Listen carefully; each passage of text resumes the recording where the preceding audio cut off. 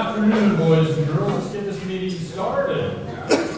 Welcome to Sedro Woolley Rotary, the best Rotary club in the universe. Today's invocation is by Mr. Mahalik. Joe.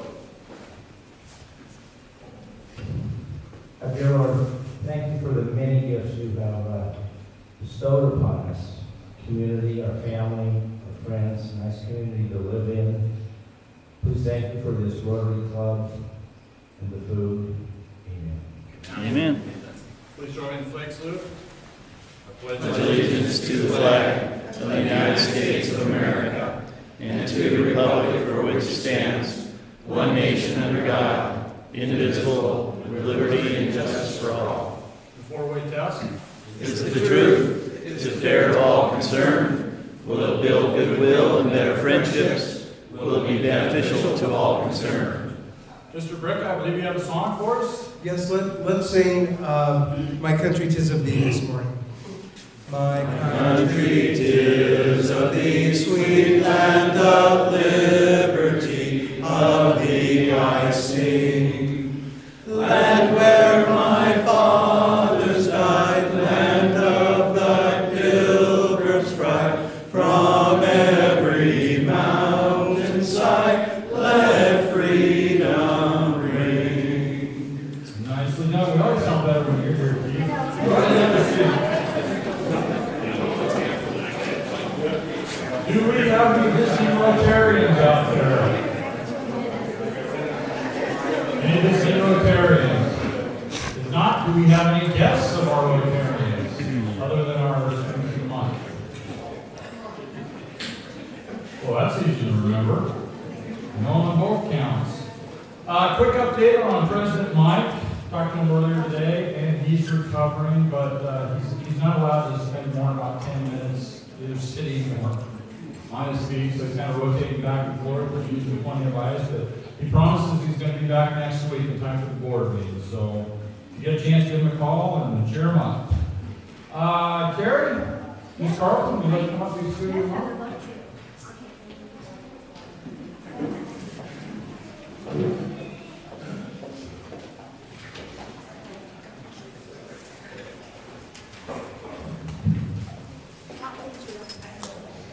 Good afternoon.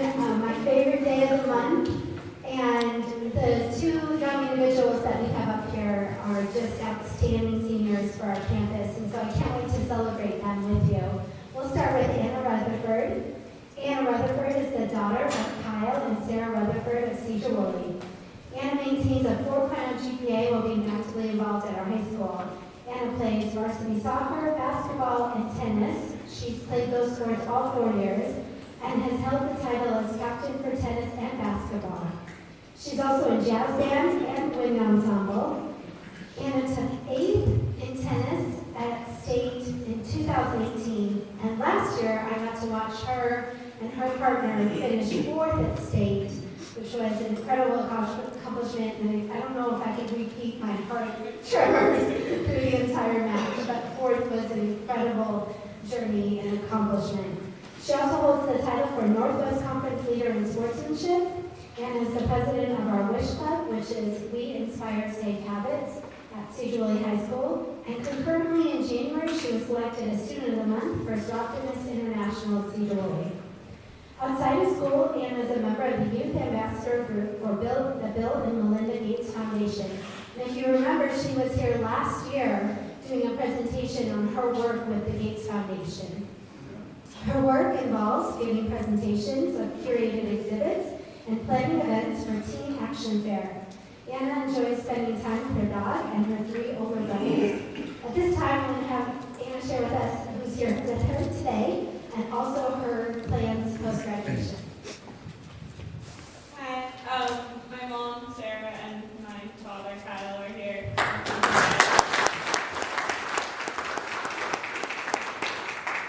I plan to attend a 4-year university and major in applied math and global health.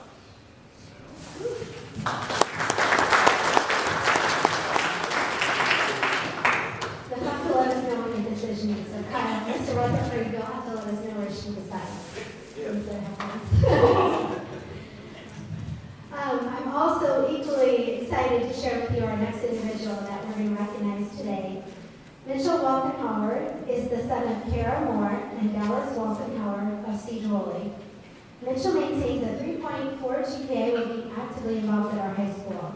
He's a member of the Earth Club, which is a brand new club we just started, College Bound Club, and he's been a member of the National Honor Society for 3 years.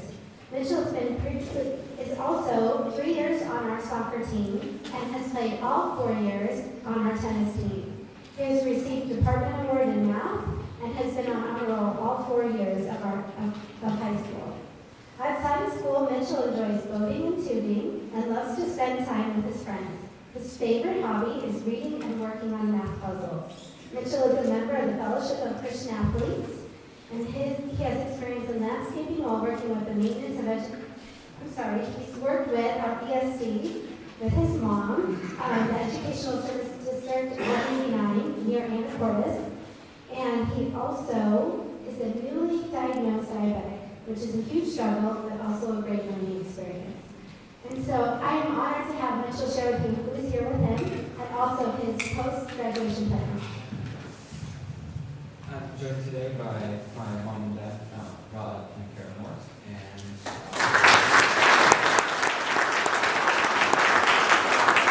after I graduate, I plan to attend a four-year university and seek a Bachelor of Science in Mathematics.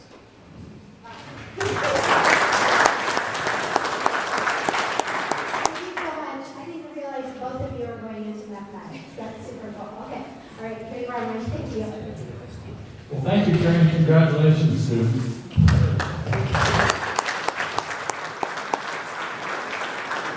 Man, I remember you running around soccer fields while you were chasing your brothers and everybody else was involved. Congratulations to both of you.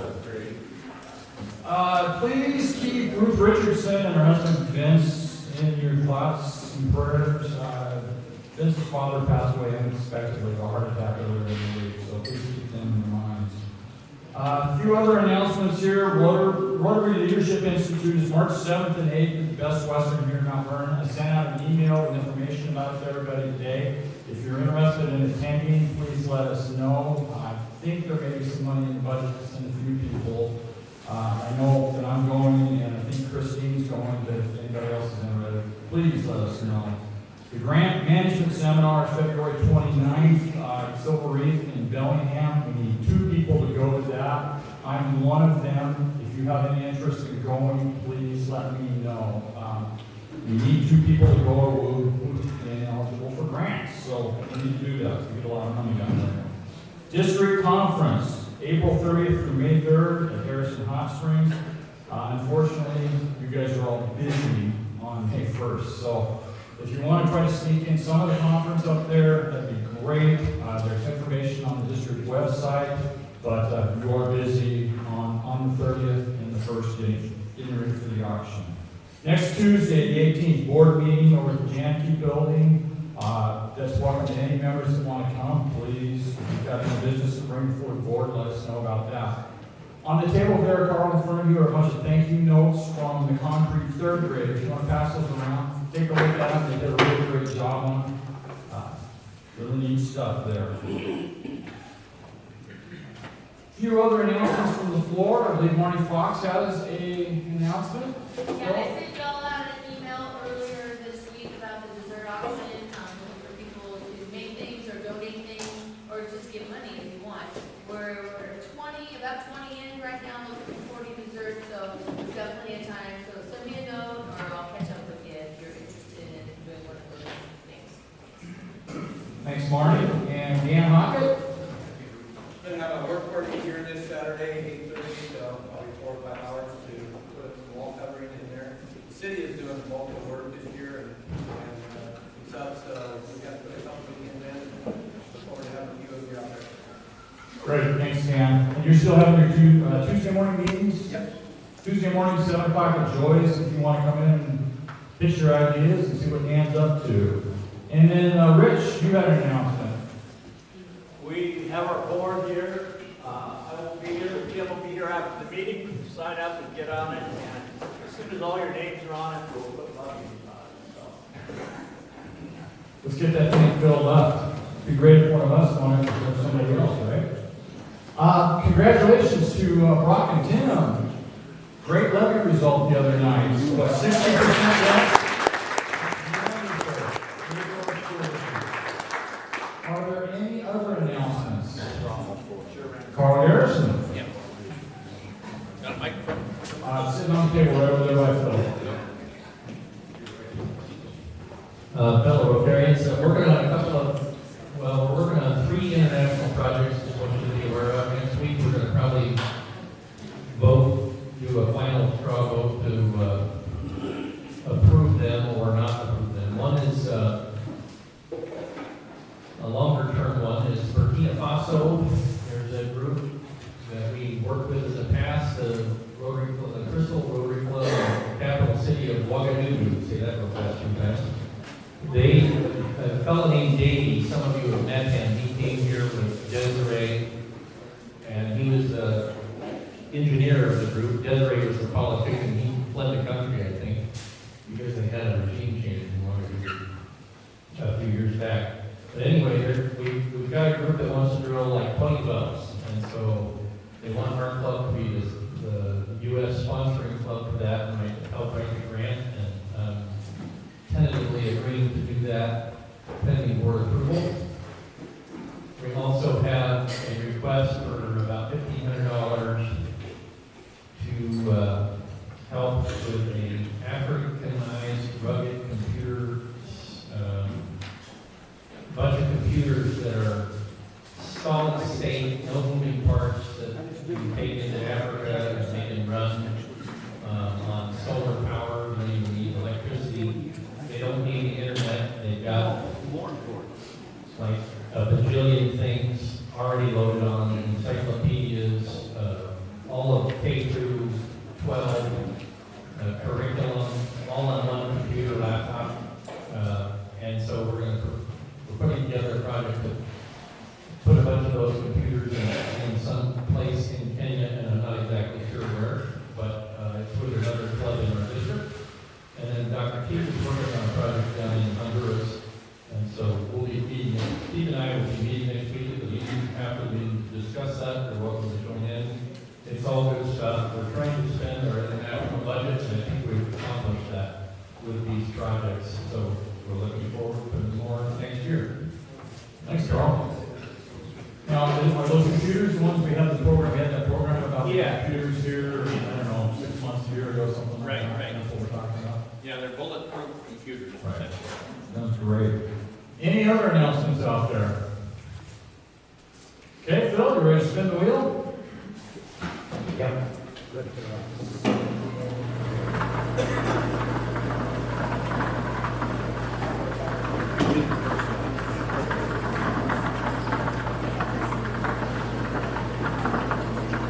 Five, 7.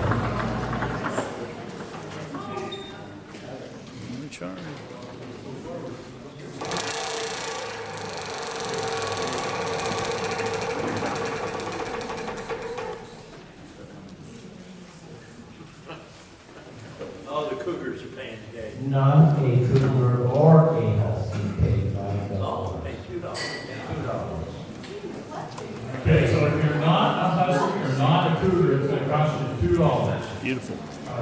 Somebody pick up this money for us, please. 5, 8.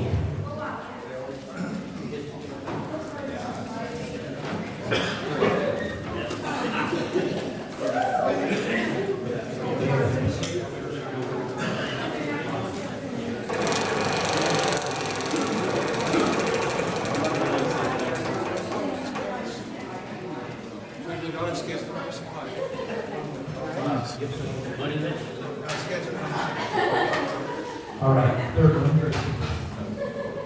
4, 5, 45.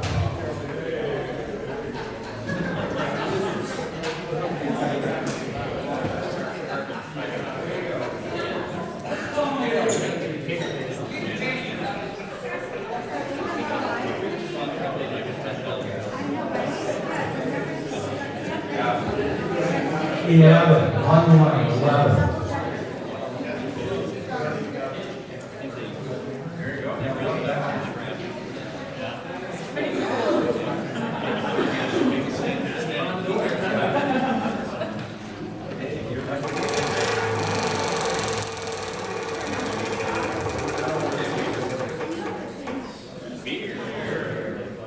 Okay,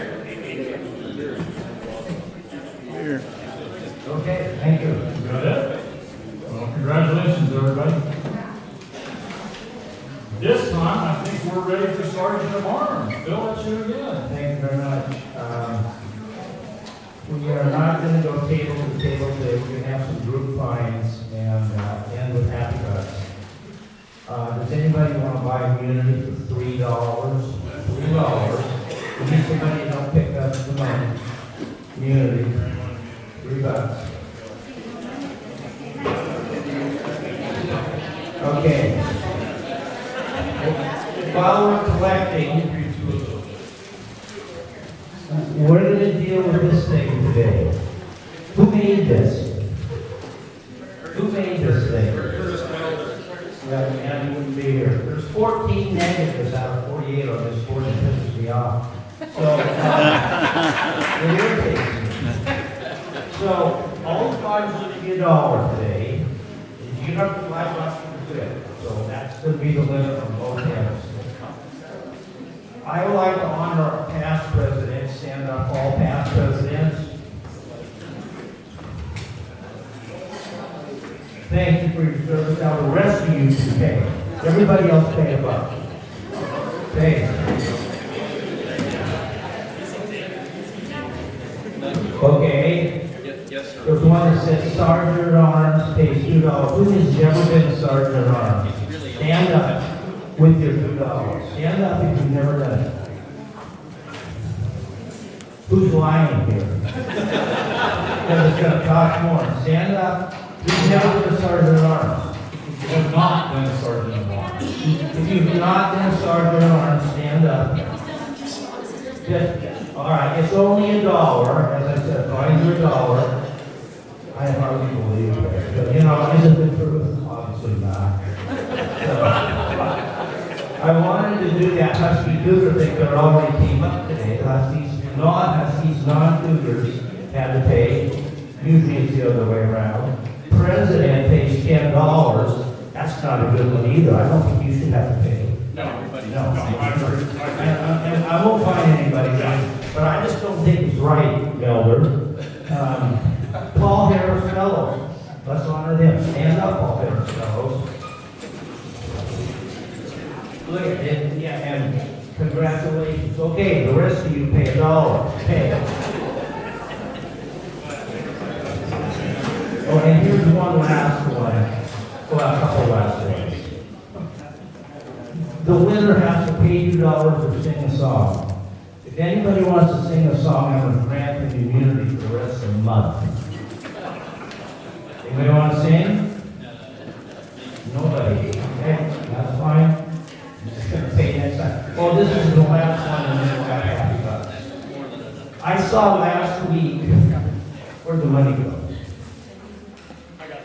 Give me $10.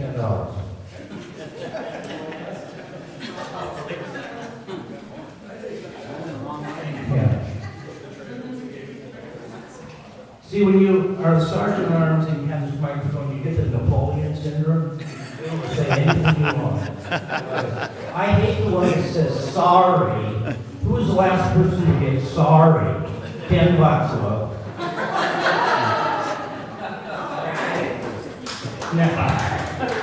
Now we're going to have happy bucks, and I'm going to start this. What the hell? I got $5. I went to California last weekend, and I was getting off the airplane. And of course, I said, you can imagine, I said, as far back as you can go. So I was getting off, and who's sitting in row number 1, first class? Mike and Diane Crawford. Yeah, it was really nice seeing them. So we had a really nice chat afterwards outside the place. So they offered their greetings and hellos, and Diane was doing quite well, and their daughter, Dana, was picking them up, and they were just going to have a week in the sun or something like that. Dana still lives I talked to her a lot, and she still lives in Anchorage, but said she's 59, she's retired, so mostly you know them. So anyway, Mike and Diane said hello. Happy bucks.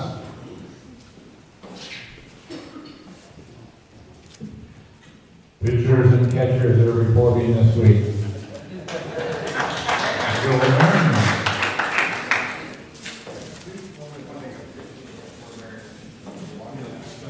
I'm going to pay a fine week. And Phil, you're not on your game. I'm surprised you didn't find me. I did miss it. Alright, so I got sick and forgot all about that. So I want to thank you all for taking care of them and Mark. Thanks for buying the lunch. You're welcome.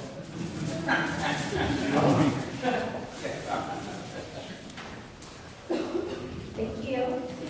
I have a happy 15, one for Anna and Mitchell, we're so proud of you.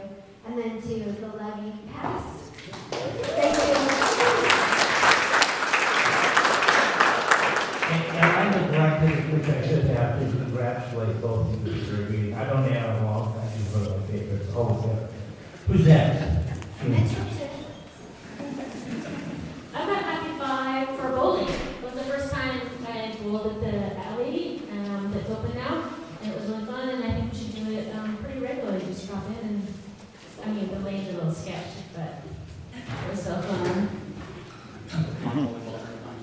The food is delicious. Just so you know, I've eaten there several times and not even said the once. It's really good. Food and beer was really good. So That's a ringing endorsement. You haven't been sick once.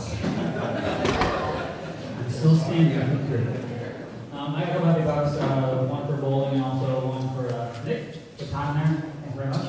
I was my wife. I like talking to your wife so much. Like, you can hang out some more. So it's made me friends. Thank you.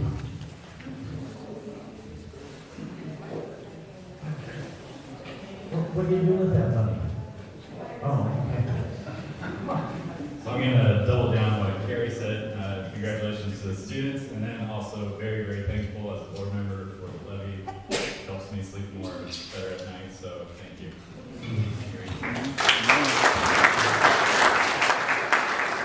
We have the levy chairs right here, Tim and Brock. They were instrumental in getting it passed, so thank you so much. So I'm congratulating levy chair. I'm going to brag. The first levy to pass in 20 years. Carol McCann and myself were the chair. First levy to pass in over 20 years. Long time ago. I'm old, but why not? Just 1 minute. Anybody next? So, my God's 30 years. Passage of the levy. Thank you, everybody that voted yes. I'll put in some money. I might have overspent on the fire side, but the whiskey was good and So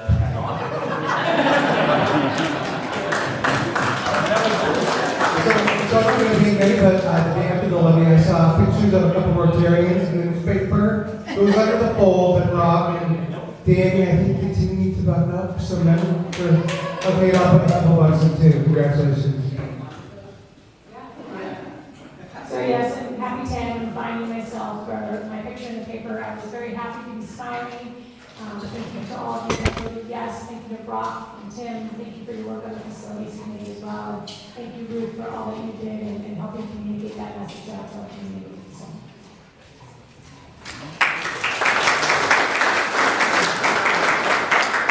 I had a happy 5, of course, for the levy, and then also heading down next week for the Oregon Law Conference in Eugene. So I look forward to it every year. It's fun.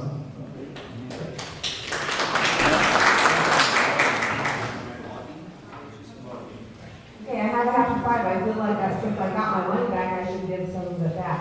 But I'm happy because the levy passed, yes, and then I'm also happy because Trevor's mom's up right now watching Cooper and Children's Foundation for him. So it's nice to have him spend some time with his grandmother and get to see his children and children.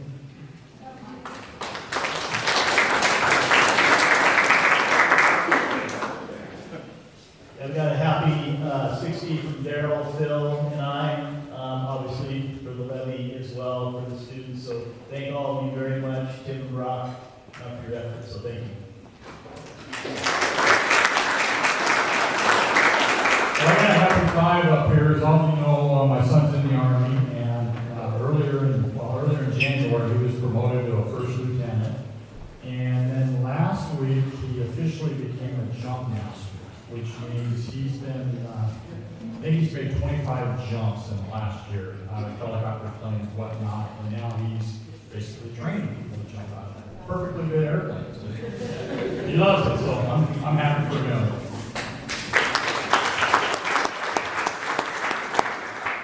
I got a happy 20 for the levy, but and so it's it's easy for chairs to get recognition for things happening, but Ruth Richardson probably did more work than anybody else on this levy with letters to the editor and big people and doing Facebook and all that. And so she gets the biggest credit out of everything. So.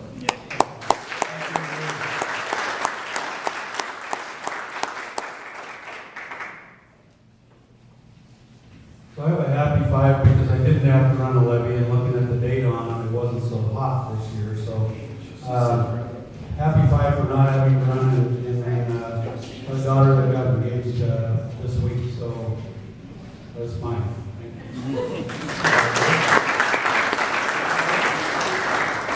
Anybody else happy? Okay, with that, I think it's time for early leavers. And hopefully you all pitched in your $2 for leaving earlier and say your apologies to our speaker.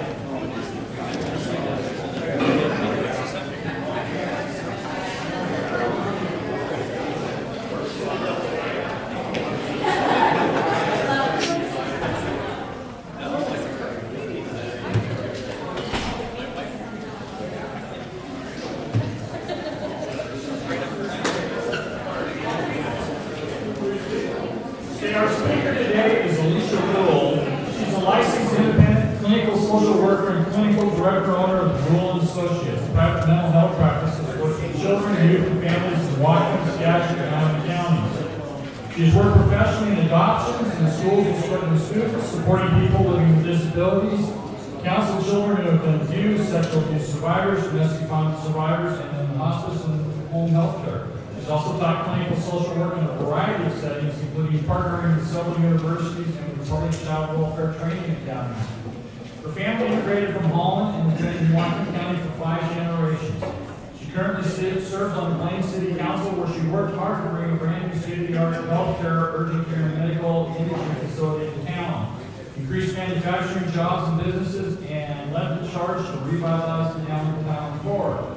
She has served as the past president of the Plain Downtown Association, working with small business owners to help attract family-wage jobs into the area, to better use public spaces and create opportunities for community connection. Over the years, she has volunteered countless hours, including organizing Kids in the Kitchen, an annual event combating childhood abuse, a backpack and school supply drive for low-income children, organizing a community-wide health fair to help insured, underinsured, and uninsured children, as well as for community organizations like Junior League. She just recently announced her candidacy for the Washington State House of Representatives in the 42nd District. Please help me in welcoming Alicia Roll.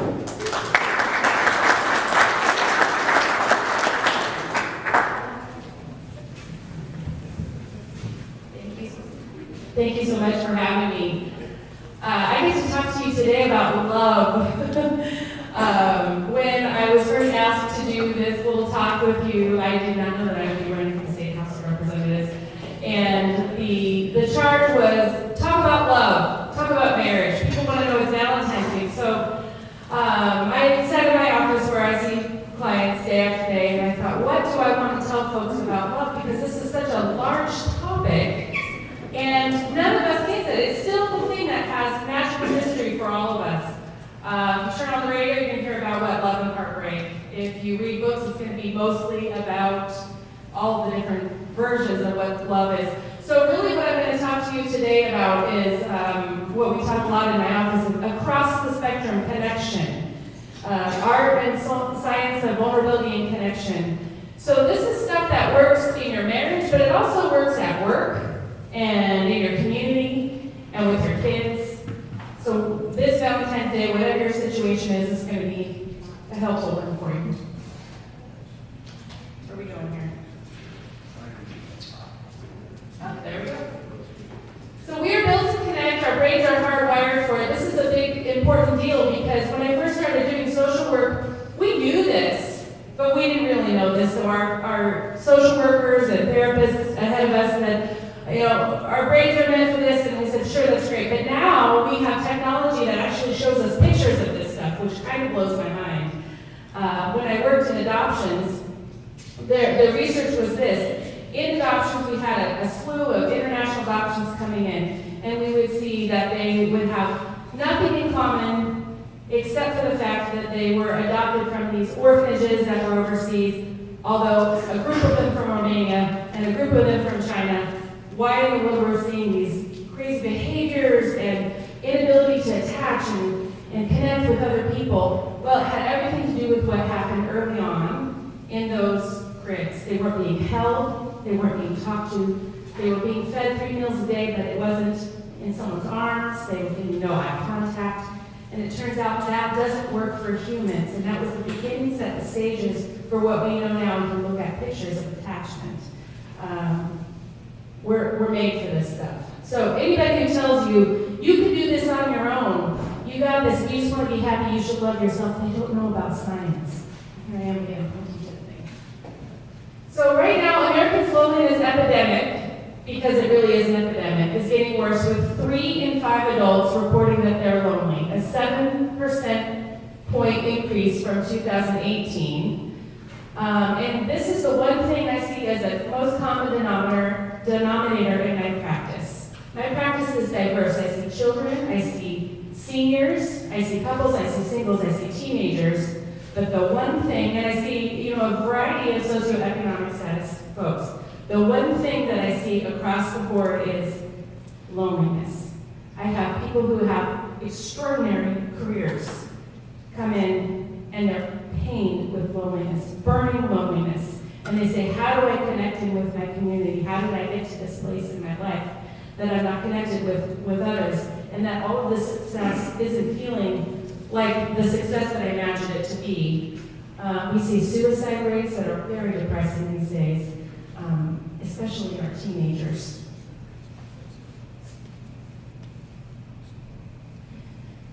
I don't know if you guys have listened to David Brooks, but he talks about 2 lies. He talks about the lie of work being fulfilling and the lie of making yourself happy. Work is fulfilling for the short term, but we know in lots of conversations, recorded research, and recorded time with people who are on their deathbed, it never is the thing that they wish they had done more of. The lie of making yourself happy. This goes back to this when you hear people go through a divorce or a breakup, or perhaps they don't enter into a relationship in the first place and they say, I'm just going to do more yoga.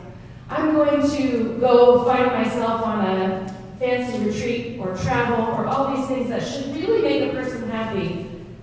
But it's not sustainable. It doesn't work because we are built for connection. There's our brain, in the back of our brain is meant for this.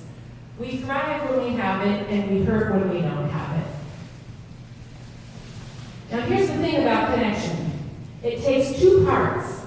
It takes vulnerability to be able to make the connection. And there's just no way to have this vulnerability without being afraid. We know that being brave is the one step that you'll have to step into if you really want to have a chance at this connection that we're all longing for. There's just no way to do it and not be afraid. The thing about being brave is it doesn't come from the absence of the fear and hurt. It's the ability to look at fear and hurt right in the face and say, move aside, you're going to go away. And Brene Brown, if you haven't done any reading with her, I would suggest her highly. And you can get those audiobooks when you're busy working. Emotional vulnerability is the most often felt as anxiety about being rejected, shamed, or judged as inadequate. We've all been there. It's been defined as by Brene Brown as being uncertainty, risk, and emotional exposure. Well, think about your own experience in your own lives and tell me a place that you haven't felt this uncertainty, risk, and emotional exposure. When I was asked to speak, your thought was, tell me about love and marriage.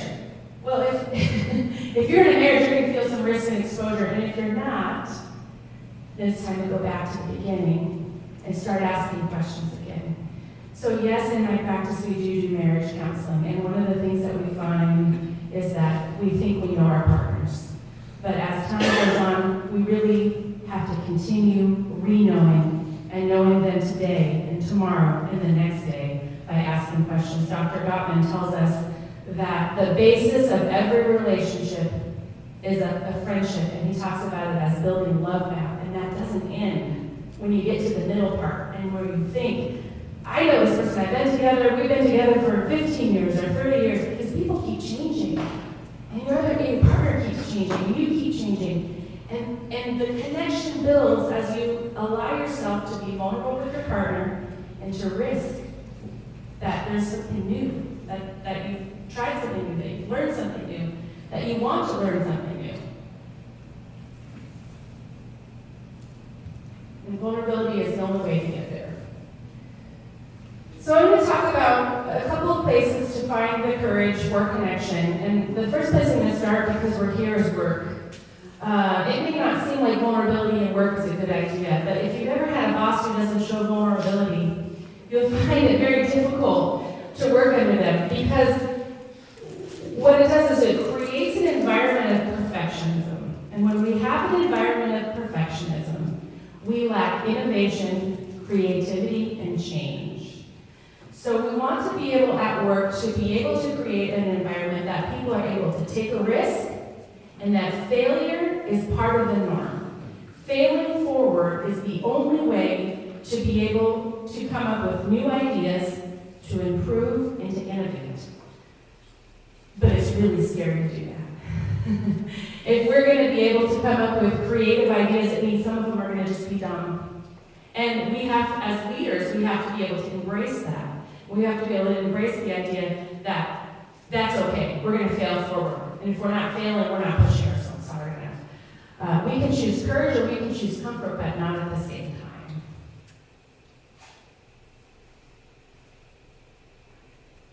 Vulnerability is the first thing I look for in you and the last thing I'm willing to show you. Isn't that the truth? What vulnerability is not, and particularly in the workplace, vulnerability is not weakness. We've been acculturated to the idea that vulnerability makes us weak. And I can say, coming from my Dutch background, I grew up in the small town of Linden, if you're familiar with it.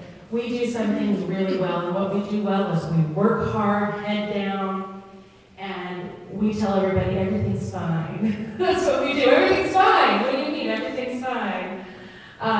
Because we have this culture of vulnerability as being something that we're not used to. But I'm learning and I'm teaching, because it doesn't work well for connection, not genuine connection, and authenticity. With that said, watch whose feedback you take. You're going to get a lot of advice in life. Be careful who you listen to. There are safe people and there are unsafe people. Choose your people well and choose them wisely. Pain is part of this package. There's no way to do this. Jump in, dive in, and be comfortable. It's going to hurt sometimes. You're going to wrestle and you're going to get hurt. That's okay, because it's the only way to be able to be a full, human, authentic, connected being. The last thing I want to talk about is having no boundaries, particularly in leadership and in the workplace. You might also think to yourself, well, vulnerability in the workplace, maybe that means I should tell my employees all about, I don't really know what's going on either, or, I've never done this. Hey, we're really in financial risk here. No, don't do that. That's not the way we have your boundaries. Know what's important for your employees to know, and know what's important for you to know. Things like, I've been here before, and it was scary. And we all hit scary seasons of life. We all hit seasons of life that are difficult. All of us. Nobody gets to get through this life without them. And it's okay for us to share them with each other in the right context and at the right time. But only when it's helpful for the other party, right? Especially in the workplace. A little different in personal, but in the workplace, that's important. The other place I call that important, I'll get to this, is parenting. We can be vulnerable with our kids, but we also don't want to put all of our problems on their shoulders. So those are not the same thing. When you shut down vulnerability, you shut down opportunity. In the end, this is talking about a project called the Think Tank with Big Addis. And she basically, it's a lot what I was just talking about, where she talks about being able to create a culture in any kind of business setting that allows people to be creative and brave in their work. And that's how you're innovative. And you're going to fail. The courage to connect in parenting. A lot of the work we do in our office has to do with parenting. People come in, they bring their children in, and they say, fix them. I don't know what's wrong, fix them, can you help? Well, of course we can't. Yes, we can, and no, we can't. They're not the dry cleaning. The help happens actually in the family system. What we realize is it has everything to do with routines, and it has to do with habits. It's not a magical fix. There's not some sort of magic wand that we can give a parent and say, now your child's going to be okay. But there are certain things you can do that are absolutely doable. One of them has to do with physical touch. Now, you look at that and you go, how am I going to get 12 hugs in a day? That's crazy. Well, you build them into your routine, right? Nobody's thinking about hugging, but if you build these things into your routine, your brain notices. That back part of your brain, you've got the front part of your brain up here, that's the part that makes decisions. It's very rational. It can tell you things that are good or bad or, wise. You make decisions up here, but the back part of your brain doesn't hear about any of this. It knows how you feel, and it knows how good it feels to get a hug. So there's something called a belly-to-belly hug. You can use this with kids, you can use it with your wife, you can use it with anybody you're close with. When things start getting a little heated, and you're just in that argument, and you get in that place where you're both probably a little bit right, but you're not going to admit to it, and you're hitting, bucking against each other, take a minute, step back and go, hey, how about a belly-to-belly hug? You're not going to believe how well this works. Because it goes right past that, to the back of the brain, and it reminds us that we're connected. Then you can take a breather and come back to it. We do this with our kids and in our marriage. Play. Who'd have thought that that's the advice that we give parents?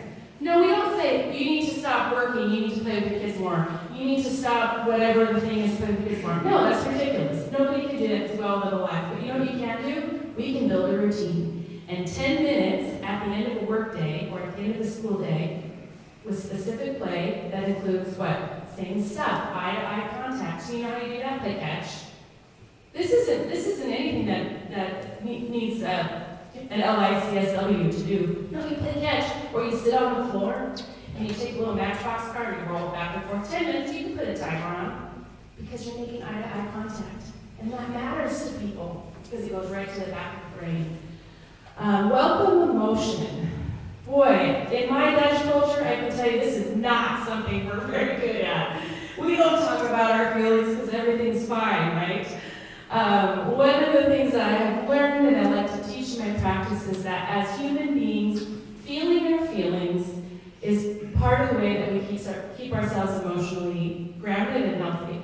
Now, do we allow feelings to run our life? No, we do not. But we want to have kind of an upper and a downer, and we want to be able to feel everything in between. I mean, usually it's pretty helpful to know the names for those feelings. If we can teach our kids that, they'll have so much advantage in their future. Sad, mad, happy, and glad are about the basic of what most children know. And if you go on Amazon and you get yourself a poster that has 35 feelings, you're going to know more than 4. Why does that matter? Because as they grow older and they want to do some problem solving, they're going to need to know what they're feeling, and they're going to need to know what to call it. And that's how we can teach them assertive skills. I'm feeling worried. Would you please do this instead? It's so much better than back and forth with power struggles. 15 minutes of one-on-one time. Again, it goes back to it just takes 15 minutes. So we're not asking parents to do anything that's extraordinary or turn their lives upside down for the most part. It's really just about routines. Some of that can be with your bedtime routine with kids. Bedtime routine, how do you make the connection? Reading stories. Come sit on the recliner next to me. Let's get your blanket. Learn how, you're teaching your child how to comfort. And by the way, this is what adults do too. So when adults come in to my office and they say, we're having all these problems and this person and my boss this and my husband this, I say, okay, stop. First thing you're going to do is we're going to get some routines. We're going to remember what you needed when you were a baby, which means get yourself a water bottle because you want to drink a lot of water because you need it.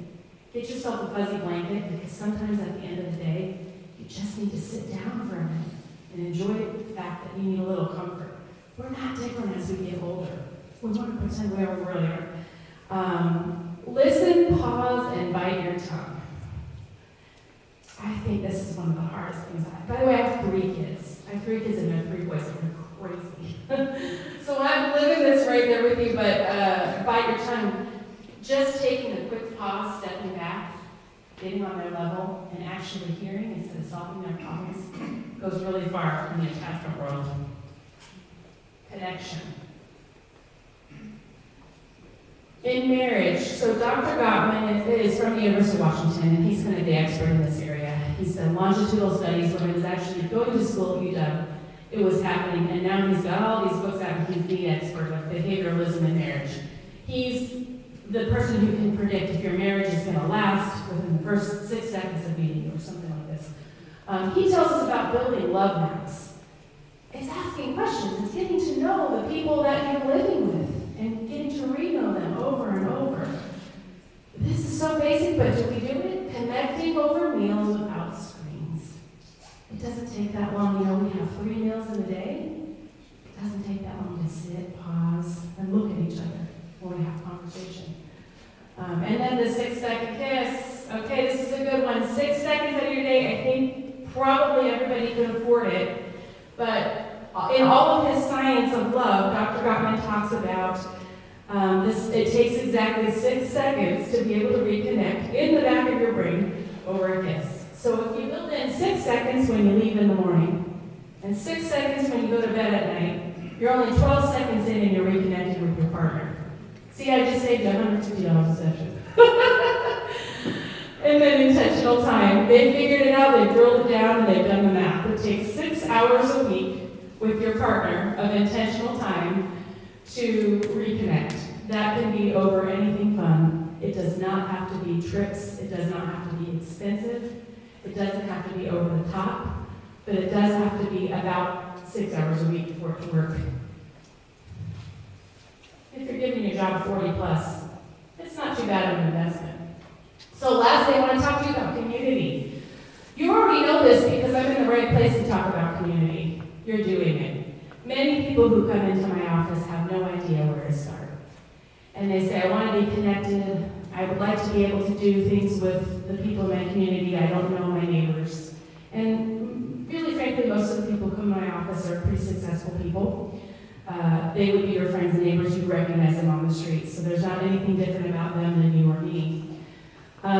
These are the things I tell them: volunteer. You're already doing this, so you know the pleasure of volunteering, but showing up is the hard part, and that requires being brave. You may not know everybody in the room, you may not know anybody in the room, but show up and be present. Get outside. There's so much research that tells us about the benefit of nature for our mental health. It's underestimated, and we live in an area that allows us plenty of exposure to nature. Just 15 minutes a day of clean, fresh air and spending time with the trees can bring back a groundedness that you can't get in another way. Turning off your phone. I'm on my phone a lot. You all are too. This is part of our reality. But taking some time to literally turn it off can make a really big difference in your mental health and your connection with each other. Find excuses to look people in the eye. I talked a little bit about that with the kids, but it's always true. It makes a difference because we're going right back to the back of the brain. Donate your resources to make a difference. Preach to the choir here. I just saw dollar bills flying around everywhere. Thank you for doing that, but it does feel good, doesn't it? That's how we connect to each other. In a world that is so divided right now, we need to start looking at one another, regardless of political affiliation or this or that or whatever, and we need to start noticing, hey, these are our neighbors and our friends and our community. And when we start giving, we feel connected. When we can reach into our pocketbooks and give toward whatever the thing is that lights our fire, that we feel passionate about, whether it's the levy or the international project you're doing, you're going to feel more connected to those people. And that's what we're missing. All those stats that you heard earlier and that I've been talking about, we're missing that. It's hurting us. We're having burning loneliness in our culture to the point that suicide is up in every single category, significantly. And I really do believe with all this research and with my experiences in this practice, it's because we're lonely. So connecting back into the community is the best way to do this. Attending local events, making a kind gesture to a stranger, And lastly, talk to strangers. Hey, when you're in the grocery store line, put your phone down. Find out what's going on with the woman who's checking your groceries, the person who's standing behind you. Talk to strangers. That's what we need to do more of. We've forgotten how.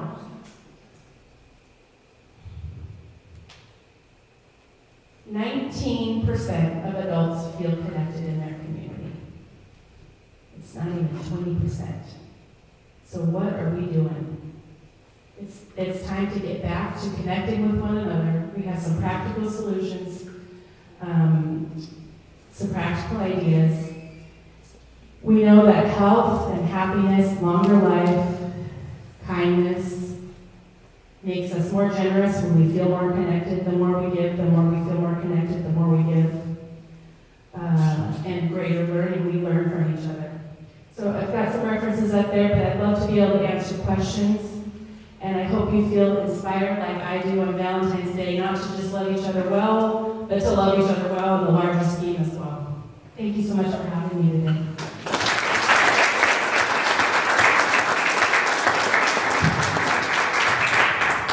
Do we have any questions for Alicia? Yeah. Did you go to Linden or Linden Christian? Hey, good question. I actually went to Linden Christian in elementary school, and then I went to Meridian. Meridian. Yeah. Oh, Mike good. went to Linden Christian. No, did you? Yes, I did. Probably have some friends in common. Yeah. So I heard an interesting just analogy and talking about younger children not having the ability to develop empathy, and they're relating it to the fact that they don't daydream enough. And I was curious your thoughts on that. I totally agree. It probably sounds like I'm up here talking about anti-technology. I'm really not. But I do think it's incredibly important to connection and to attachment to have limits on technology, particularly with younger kids, but for all of us. When we're not looking at each other in the eye and we're not having two-way communication, empathy is lacking. And so if children are not getting the opportunity to be able to practice that with one another and to have time for self-reflection, then I think that's part of what we're seeing. I would say some of the anxieties that we're seeing, they don't have downtime. Our kids don't have downtime anymore. They need to be able to play. Creating opportunities for them to do that is really important. I would always say, primarily, go play outside. Go play outside. Some of the best things we can do for our kids is allow them free time to play outside in nature. It's all those points. Any other questions? Okay, well, thank you so Thank much, you. Alicia.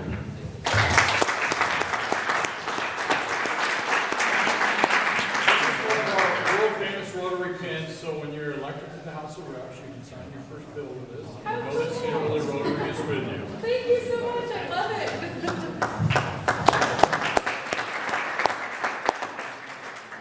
Okay, is there anything else that we need to bring before the club today?